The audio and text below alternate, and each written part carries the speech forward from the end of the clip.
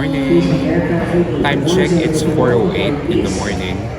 Our flight is at 5 something, babe. 5:10 in the morning. 5:10 in the morning.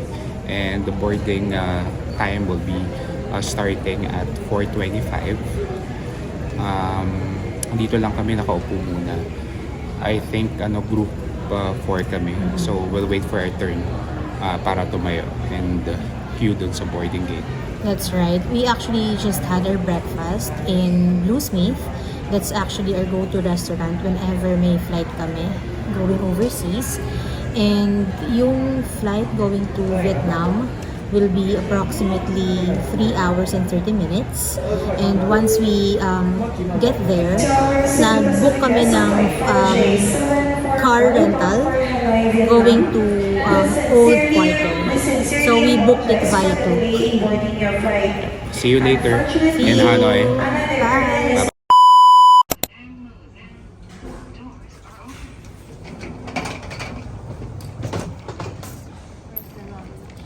Where's our luggage? We're here in Hanoi. We just landed, and despite sa delay kanina, we arrived on time. And by the way, Hanoi is 1 hour behind Manila. So time check, it's 8:37 here. We're here in their international airport, which is called Noi Bai International Airport. And as soon as lumabas kami, we looked for the redemption center ng SIM card. By the way, we availed it from Klook. Yes, And, it's 7 days unlimited. So we just went to the booth sa second floor. We redeemed it. It's very seamless. Highly recommended. And then pumunta rin kami sa ATM. We chose Agribank and nag-withdraw kami. And by the way guys, yung maximum is 3 million dong. Yep. Don't forget to call your bank at least 3 days before. Yep. Para hindi ma-red flag yung inyong account. Yes, and right now, we are just waiting for our driver. We also availed it through Klook. So, that's going to be 45 minutes up to an hour going to Old Quarter. Yeah, we'll be here for 7 days. Yes. This is the longest vacation abroad that we will do. Yep, hopefully we'll impart some information doon sa mga nagpaplano going to Hanoi for any specific days kung hanggang kailan kayo dito. Samahan nyo kami to explore Hanoi because we're very excited. Totoo lang.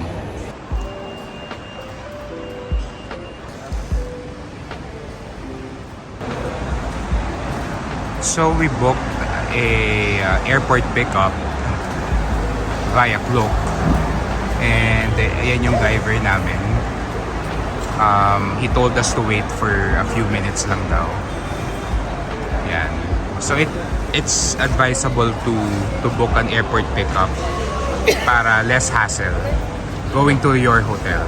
Yan. Thank you. Okay. We're here inside the service that we availed from Klook. We're on our way to the hotel. Yan. Apparently yung nakatayo palang guy kanina is not the driver. Iba pala yung driver.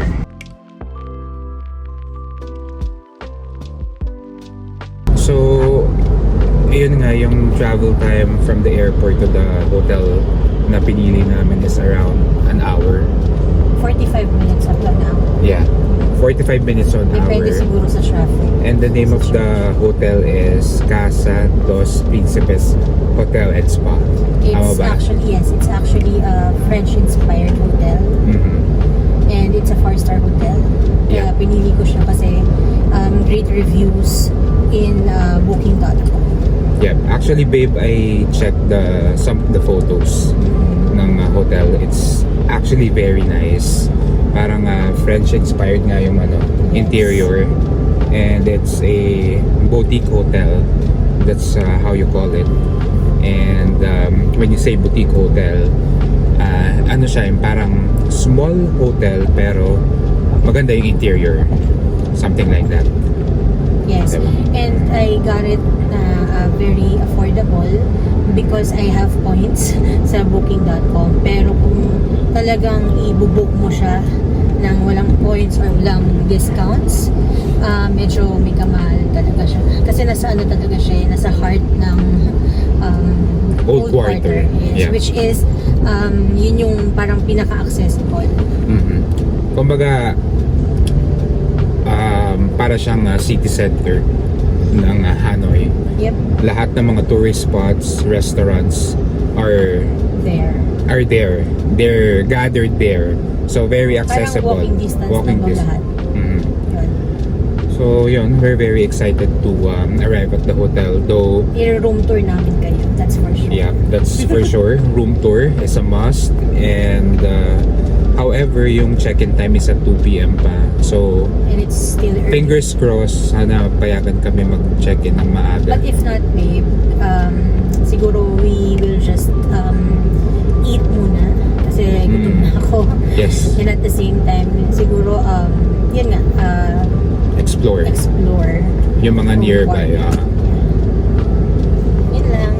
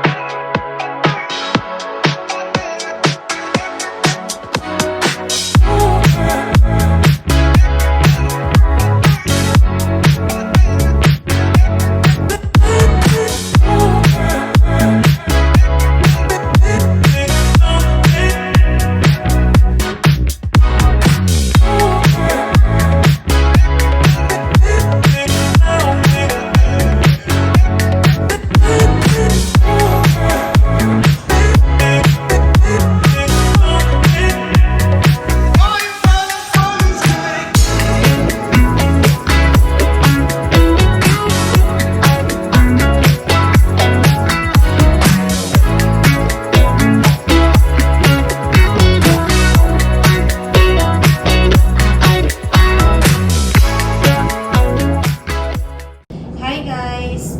We just arrived here in our chosen accommodation in Old Quarter. And good thing is, pinayagan nila kami mag-early check-in because yung standard check-in time is at 2 p.m. And time check, it's just 10:47 here in Hanoi.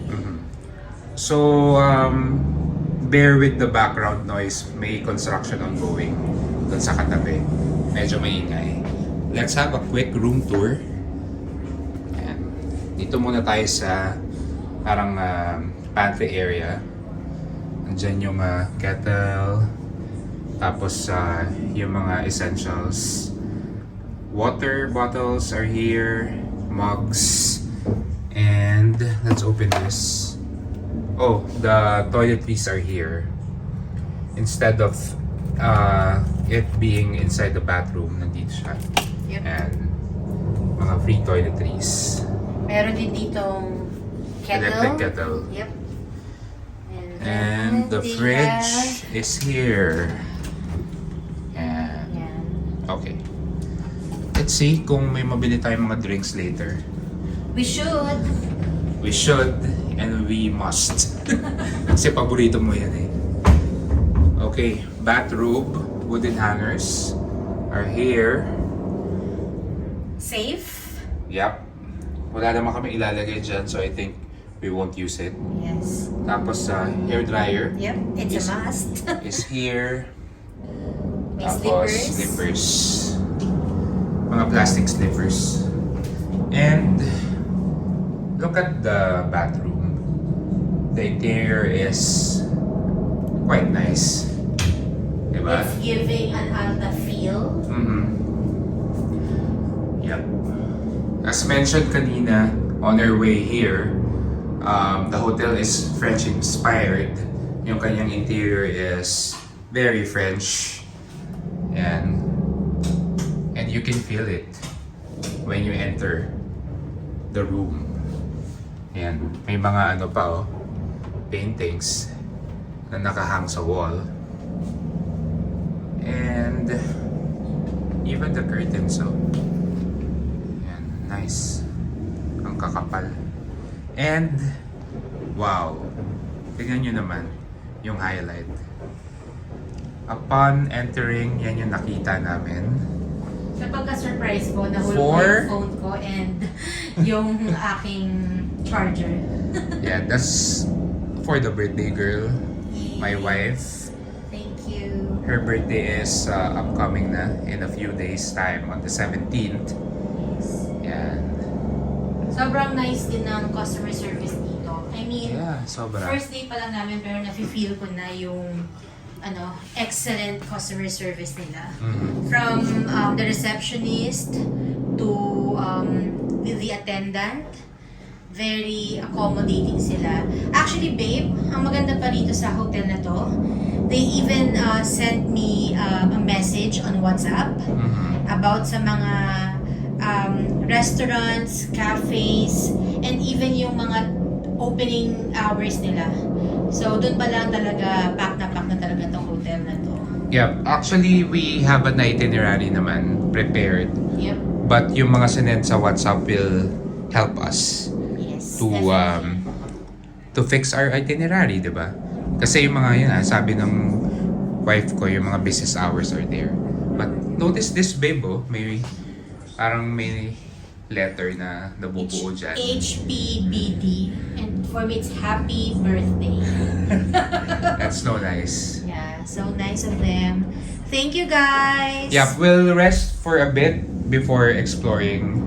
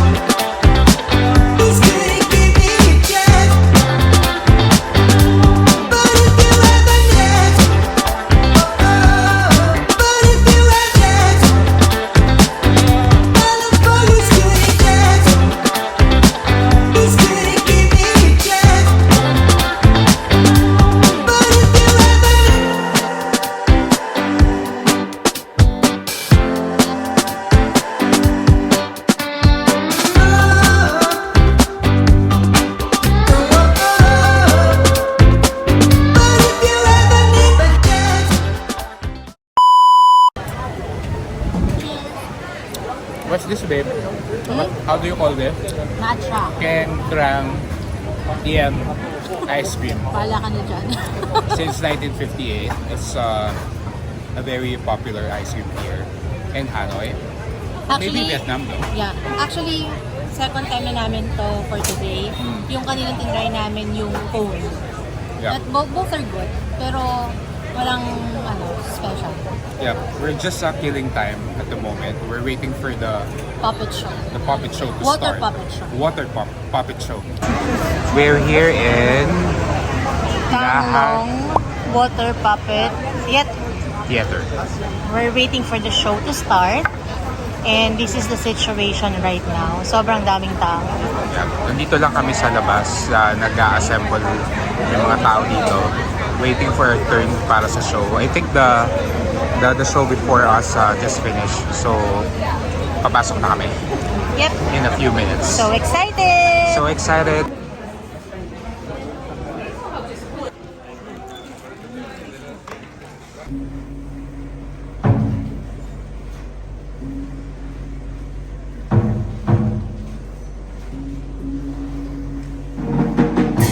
Kiếm thần ra chém vật này để trừ hết lũ quái yêu treo nhiễu.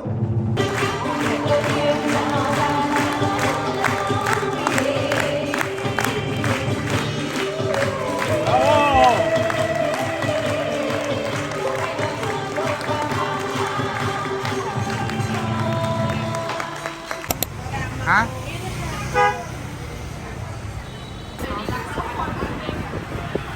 After Hanoi.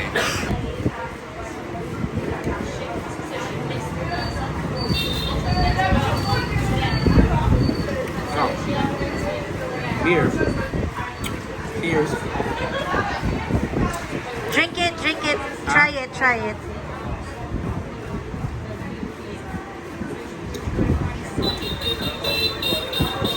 Sarap.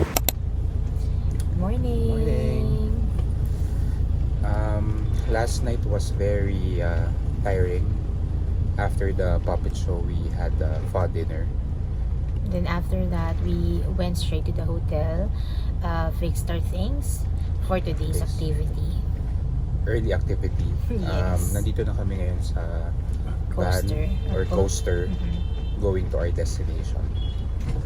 We'll take you there after ilang hours ba? It's 1.5 hours. 1.5 hours roughly around that time. See you. See you.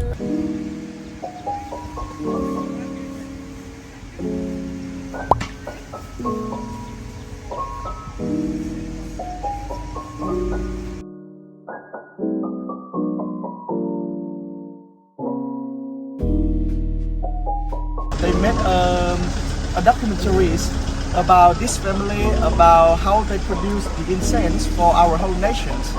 Until nowadays, it's became really popular, and this turned out to be a place for Photoshop. Yeah, actually, this is a part of the procedures where we are trying to dry all the bamboo stick right here. Yeah. Basically, we use bamboo and then we put the bamboo inside that machine. That machine will cut and peel the bamboo into many pieces, and then they put it again into another machine to split it until it becomes a small stick like this. After that part, they will bring everything inside here and they will use this machine.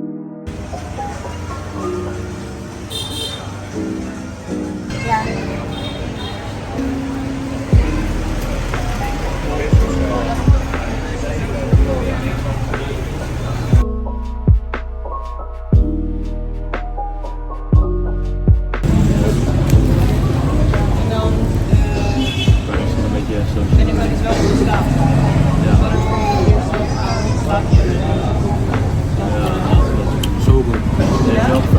Sarap. Ang matutong yung bread. Yung filling sobrang meaty. Ayun. It has chicken, avocado, and vegetables.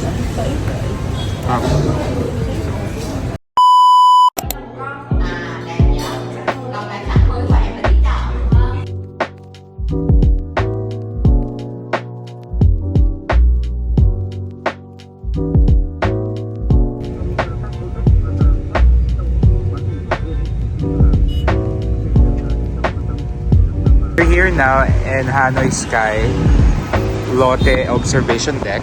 We'll go to Basement 1 to collect our tickets. Let's go!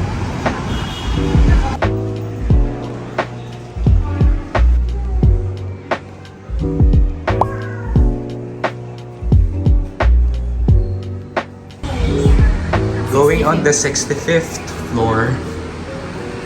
So excited, guys! Taipei 101 feels.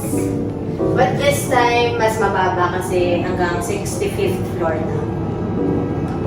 Ilang minutes kaya? I'm not so sure, but... Oh my God! Going up.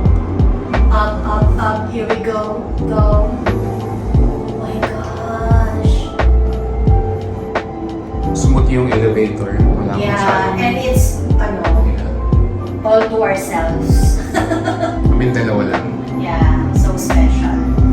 Ow, ow, ow. May feeling na sa The ears. ears, yeah. Our view on the 65th floor. Wow! There. You can see all the buildings and skyscrapers. So nice. What a view. I love you. I love you too.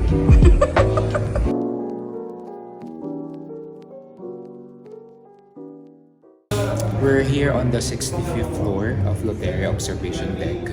We're just resting after taking a few photos. Di pala few, medyo marami. Kasi we had to take more photos kasi medyo yung lighting doesn't blend well with the picture. Kaya medyo malabo. So after this, we'll just have dinner. Undecided pa kami kung saan. But this basically will cap off our day because tomorrow we'll leave early para sa Sapa. It's actually a long day today kasi we woke up at 5:30 in the morning kasi meron tayong early activity sa Incense Village. So that's an hour away from Hanoi. And nakita namin yung iba't ibang colors din ng incenso. Diba, babe? Yes. Yes. We It's actually, very Instagrammable. yes, it's IG worthy, sabi nga nila.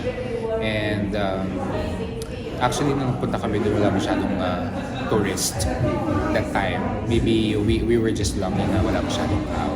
So, handy photo shoot. By the way, nag-book kami ng tour via Globe. That's why meron kaming tour guide with us. And And it takes good photos talaga. Yes. It's highly recommended. which we will show dito sa video na to, yung mga photos namin. And then after that, after staying for like an hour, pumunta naman kami sa Train Street. Yun yung original Train Street na hindi dun sa Old Quarter. And the experience was good, but scary. It's one for the books. Yes. Kasi natakot talaga kami kasi sobrang close ng train sa pinauupuan namin. Yeah, by the way guys, you have to order something from any cafes there. So you can sit. So you can sit and enjoy the scenery. Scenery ba yun? Nakakatakot. Yeah, it's up to you whether you will try it, but please be careful talaga. Okay? And then after that, we went straight back to the hotel. Rest. Nag-rest kami. Yeah. We slept for an hour or two yata. And then after that, late lunch na kami. One of the random restaurants near the hotel lang. And then after that, dumiretso na kami. Yeah. So early call time tomorrow. We have to rest and pack our things because we will go to Sapa. Yes. We will be there for 2 days. So we will take it there. Yeah, by the way guys, yung video ng Sapa will be separated because we want to highlight the tourist spots in Sapa. Yep.